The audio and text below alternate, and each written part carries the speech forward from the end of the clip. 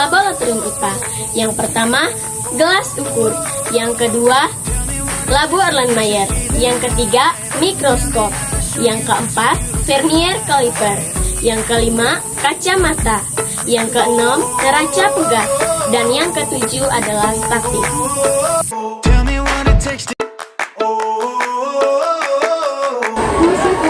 Fungsi alat laboratorium.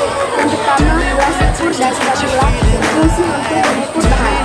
Yang kedua, labu Erlenmeyer, tabung reaksi, gelas kimia dan kaca arloji berfungsi untuk mencampur bahan. Yang ketiga, mikroskop berfungsi untuk mengamati benda yang berukuran lebih kecil. Yang keempat, kacamata berfungsi untuk pengamanan. Dan yang kelima, statik dan klem berfungsi untuk menjepit alat lain. Simbol berbahaya yang ada dalam lab IPA. Yang pertama, mudah terbakar. Yang kedua, mudah teroksidasi. Yang ketiga, berbahaya bagi lingkungan. Yang keempat, mudah meledak. Yang kelima, beracun. Yang keenam, iritasi. Yang ketujuh, profit. Dan yang ke-8, berbahaya. Itu saja simbol-simbol berbahaya yang ada dalam lab IPA. Sebelum memasuki ruang lab, memastikan semua alat pelindung diri tersedia dan berfungsi dengan baik. Hal-hal yang dapat dilakukan untuk menjaga keselamatan di lab. Yang pertama, dilarang makan maupun minum saat berada di ruangan laboratorium. Yang kedua, dilarang merokok di dalam ruangan laboratorium. Yang ketiga, dilarang berlarian saat berada di ruangan laboratorium. Yang keempat, jangan meletakkan tas dan barang lainnya di lantai laboratorium. Yang kelima, menggunakan kacamata pengaman.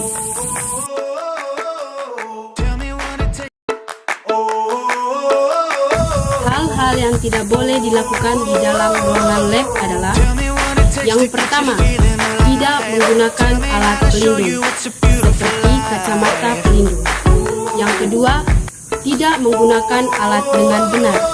Jika tidak menggunakan alat dengan benar, akan terjadi kecelakaan. Yang ketiga, tidak membuang sampah sembarangan.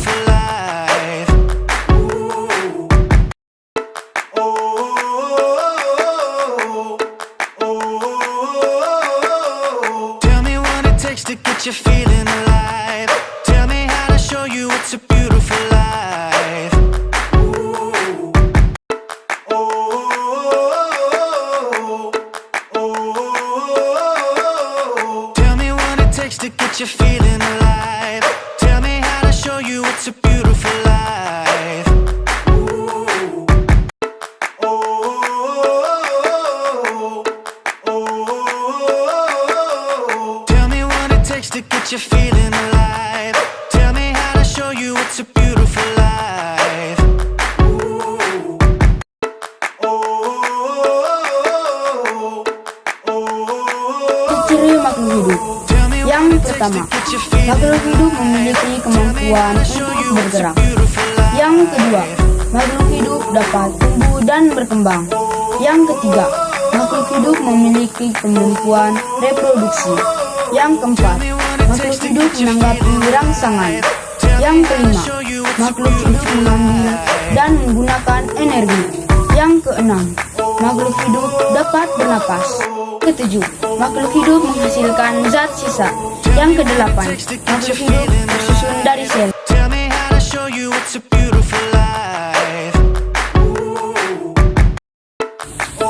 Satu, makhluk hidup memiliki kemampuan untuk bergerak, yaitu bergerak merupakan karakteristik dasar dari kehidupan.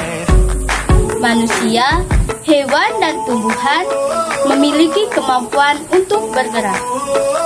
1. Contoh kemampuan bergerak pada manusia, yaitu berlari, berjalan, dan lain-lain. 2. Contoh kemampuan bergerak pada hewan, yaitu berjalan, berlari, terbang, dan lain-lain. 3. Contoh kemampuan bergerak pada tumbuhan, yaitu bunga yang mekar. 3. Makhluk hidup memiliki kemampuan reproduksi.